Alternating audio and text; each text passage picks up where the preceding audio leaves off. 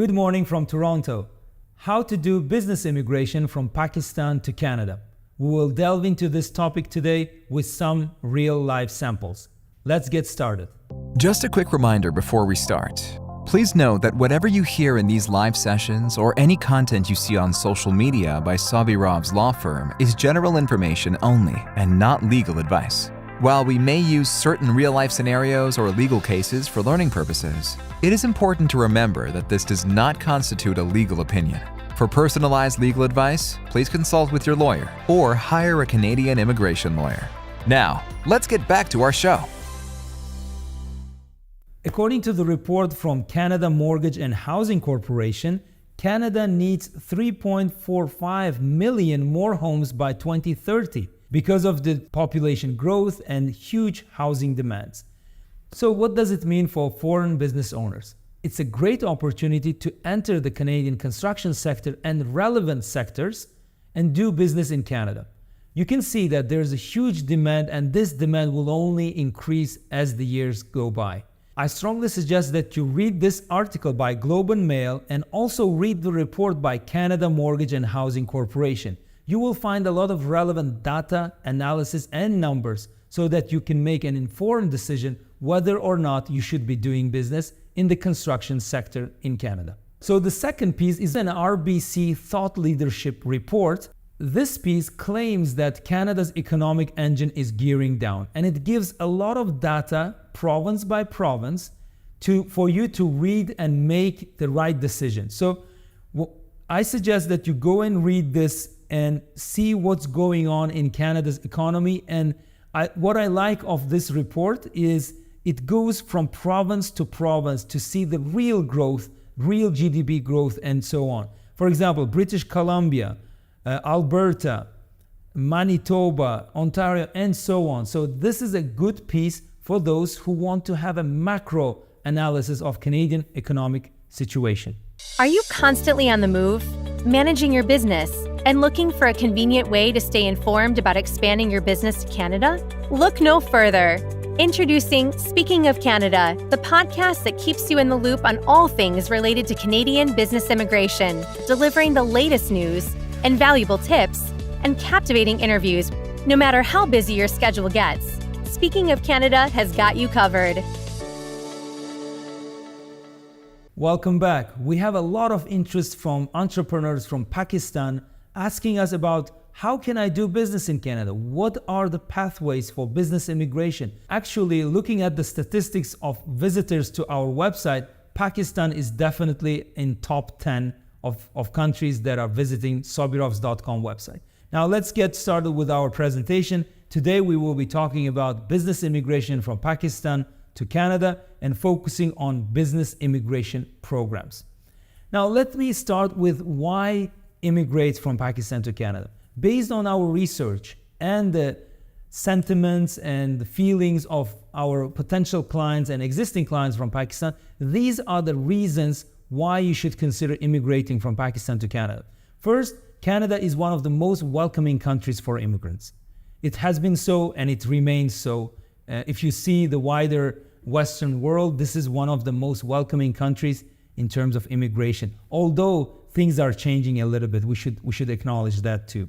Second, economic prospects. Canada's booming economy offers a lot of job opportunities in the field ranging from technology to healthcare to education and skilled trades. So the economy is booming, and that's why Bank of Canada is trying to slow down the economy because it's too hot. Quality of life is the third top priority. Canada consistently ranks among top countries, and this year it was number 2 country after Switzerland as the best country in the world to live in.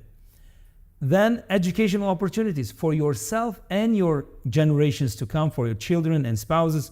You can benefit from the world's best educational institutions in Canada. And finally, pathway to citizenship. Once you do business in Canada and then eventually become permanent resident, then you need to live in Canada for a certain amount of time, and you will have one of the best passports in the world after applying for citizenship. So these are the main reasons, and please highlight your reasons why you want to immigrate to Canada from Pakistan and share your thoughts. We would love to hear from you. Okay, now let's continue. let's keep this trajectory, this spectrum in mind, because I will be talking about several immigration programs. The most popular ones are work permit programs like C11, C10, C12. There are differences which I discussed already in our previous live show. Go check them out. I discussed the difference between C11, C10, and C12.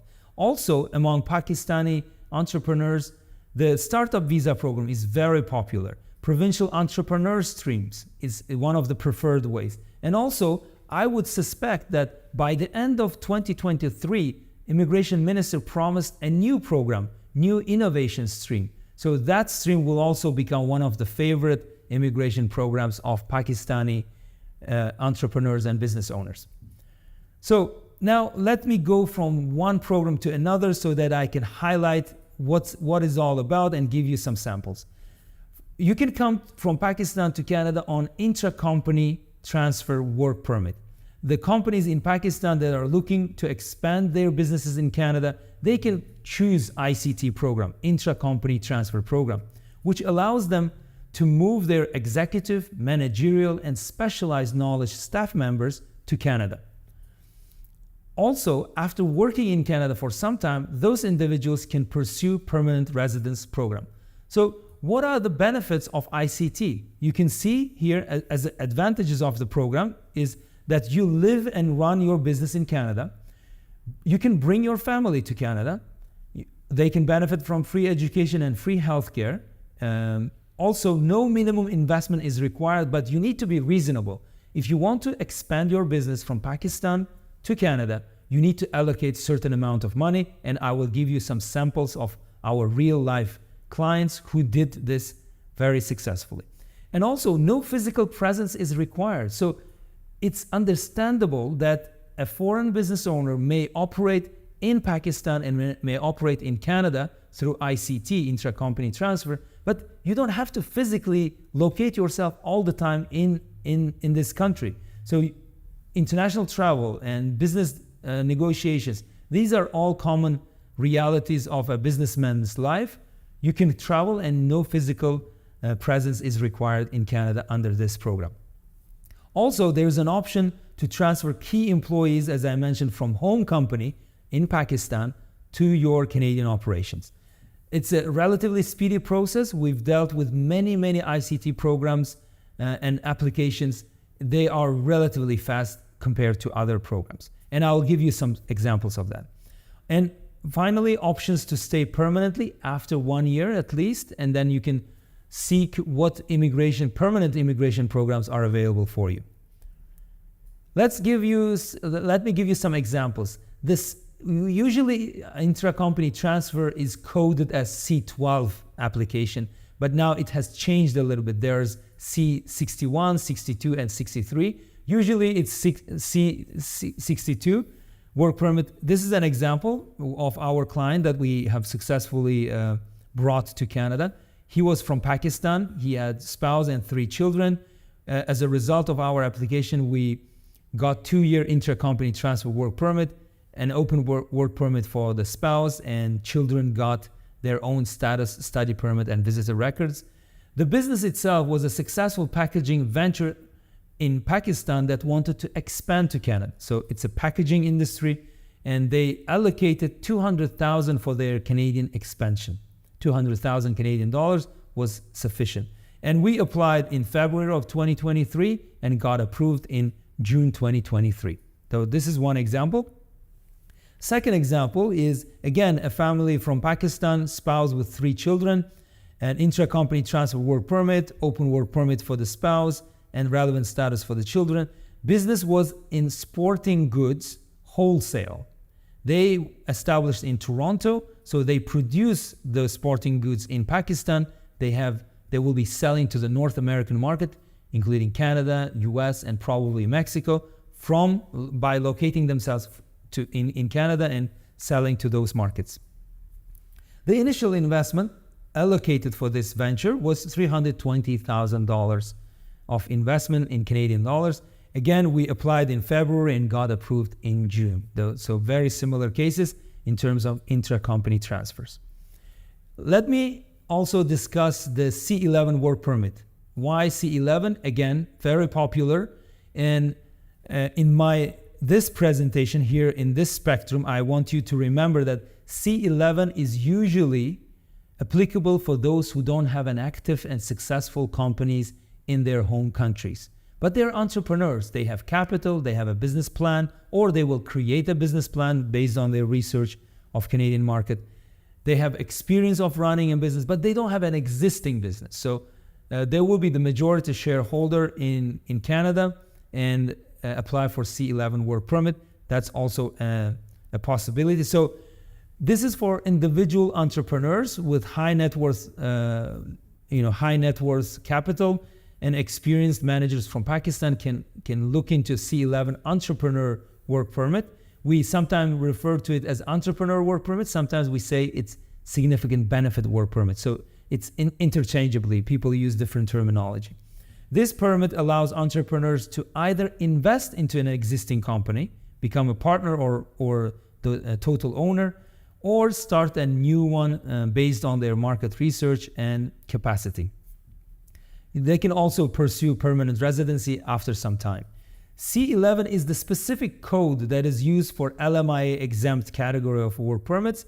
It covers certain type of foreign nationals, like for example, Pakistani entrepreneurs entering Canada to run their own businesses, which will create significant benefit. That's where the word significant benefit work permit comes from.